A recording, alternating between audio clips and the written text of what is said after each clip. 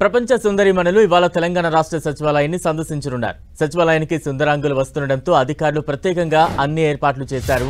రాష్ట్ర పురోగతిని తెలియజేస్తూ వివిధ కార్యక్రమాలను చేపట్టేందుకు సర్కార్ రెడీ అయింది. 2 ఏళ్ల క్రితం నిర్మించిన ఈ పరిపాలన భవనం వివరాలు, పాలన, అధికారుల బాధ్యతలు వంటి అంశాలను తెలపనున్నారు. సాయంత్రం 4 గంటల నుంచి దాదాపు 3 గంటల పాటు సెక్రటేరియట్లోని అన్ని ఫ్లోర్లను తిరిగి పరిశీలించనున్నారు అందగత్తెలు. సచివాలయ పరిసర ప్రాంతాల్లో ప్రత్యేక భద్రత ఏర్పాట్లను చేశారు. సిబ్బందితో పాటు అతిథులందరికీ ప్రత్యేకంగా పాసులు ఇచ్చారు. పాసులున్న వారినే సెక్రటేరియట్లోకి అనుమతిస్తారు.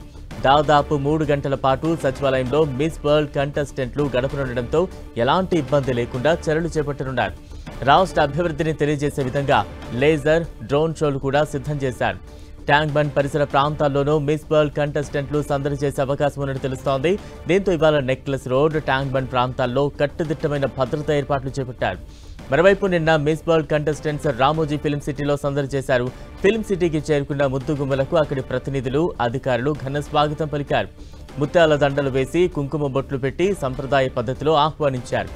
రామోజీ ఫిల్మ్ సిటీ వద్ద గ్రూప్ ఫోటోకు సుందరిమణులు పోజులిచ్చారు. అనంతరం ఫిల్మ్ సిటీ అందాలను తిలకించారు.